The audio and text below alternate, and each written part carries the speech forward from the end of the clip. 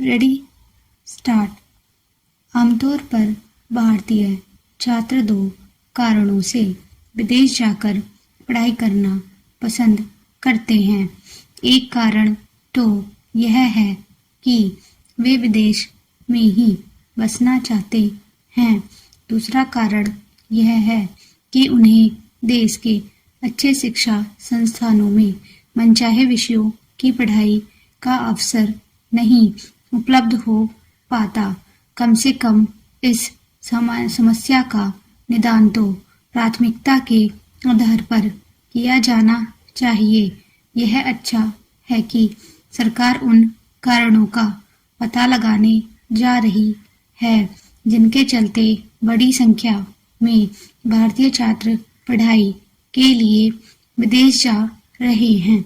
ऐसा इसलिए करना पड़ रहा है क्योंकि शिक्षा मंत्रालय इस नतीजे पर पहुंच रहा है कि विदेश में पढ़ाई के लिए जाने वाले छात्रों की बढ़ती संख्या के चलते प्रतिभा पलायन के साथ ही देश का पैसा विदेशी मुद्रा के रूप में बाहर जा रहा है। क्योंकि यह पैसा बहुत ही अधिक है, इसलिए विदेश में पढ़ाई करने के कारणों का पता लगाने के साथ ही उनका निवारण करना भी आवश्यक है। भारतीय छात्र एक लंबे समय से पढ़ाई के लिए विदेश जा रहे हैं। एक समय ऐसे छात्रों की विदेश में पढ़ाई करने के बाद वहां नौकरी करने के सिलसिले को प्रतिभा पलायन की संज्ञा दी जाती थी।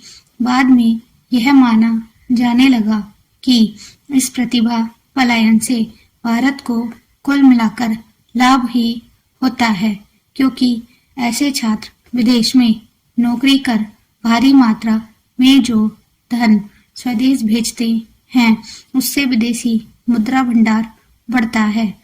अब यह पाया जा रहा है कि विदेश में पढ़ाई में खर्च होने वाले धन और वहां नौकरी करने वाले भारतीय छात्रों की ओर से भेजी जाने वाली राशि का अंतर कम होता जा रहा है। यह इसलिए कम हो रहा है क्योंकि विदेश जाकर पढ़ाई करने वाले छात्रों की संख्या कहीं अधिक तेजी से बढ़ रही है।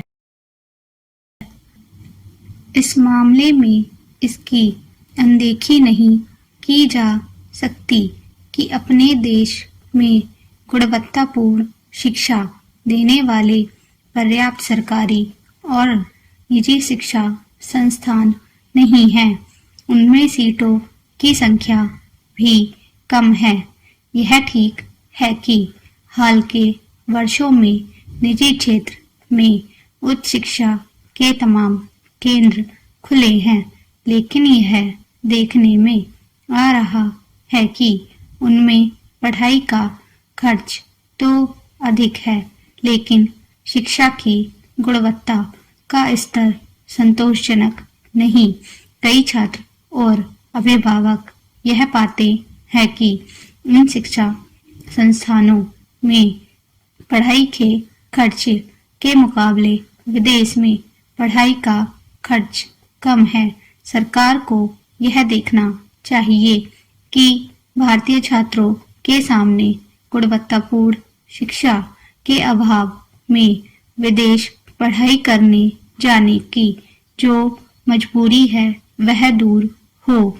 यह समझ आता है कि हमारे छात्र अमेरिका, ऑस्ट्रेलिया, न्यूजीलैंड और यूरोपीय देश के अच्छे शिक्षा संस्थानों में पढ़ाई करने जाएं, लेकिन इसका कोई औचित्य नहीं कि उन्हें फिलीपींस, कजाकिस्तान, यूक्रेन आदि देशों की ओर रुख करना पड़े और वह भी MBA, MBBS की डिग्री लेने के लिए। संसद के सदन उन्हीं नियम कानूनों के हिसाब से चलते हैं जो सत्ता पक्ष और विपक्ष में मिलकर बनाए हैं। आमतौर पर संसद की कार्यवाही चलाने की जिम्मेदारी सत्ता पक्ष की होती है और उसमें लोकसभा अध्यक्ष एवं राज्यसभा सभापति की महत्वपूर्ण भूमिका होती है। दोनों ही सदनों में सदस्यों को पीठासीन अधिकारी के निर्देशों का पालन करना होता है। इन निर्देशों के पालन के अभाव में कोई भी सदन नहीं चल सकता। यह आश्चर्यजनक है कि विपक्षी दलों ने राज्यसभा सभापति एवं उपराष्ट्रपति जगदीप धनखड़ के खिलाफ अविश्वास प्रस्ताव लाने का फैसला किया। विपक्ष ने अविश्वास प्रस्ताव का नोटिस देकर अपने इरादे जाहिर कर दिए हैं। इसके बाद सत्ता पक्ष और विपक्ष में आरोप प्रत्यारोप का सिलसिला कायम हो गया है। यह तय है कि अविश्वास प्रस्ताव की इस पहल से सत्ता पक्ष और विपक्ष के बीच की कटुता अपने चरम पर पहुंचेगी। यह देश के संसदीय इतिहास में पहली बार है जब विपक्ष राज्यसभा सभापति को हटाने के लिए अविश्वास प्रस्ताव लाने जा रहा है। सत्ता पक्ष और विपक्ष के बीच लोकसभा अध्यक्ष अथवा राज्यसभा सभापति को लेकर मनमुटाव पहले भी देखने को मिला है, लेकिन ऐसा कभी नहीं हुआ कि विपक्ष ने राज्यसभा सभापति को हटाने के लिए अविश्वास प्रस्ताव लाने की पहल की हो। लोकसभा हो या राज्यसभा, सत्ता पक्ष और विपक्ष के बीच वाद विवाद के क्रम में कई बार विपक्ष को पीठासीन अधिकारी के रवैये पर आपत्ति रहती है। इसके बावजूद दोनों पक्षों के संबंध इतने कटु शायद ही कभी रहे हों जैसे आज दिख रहे हैं।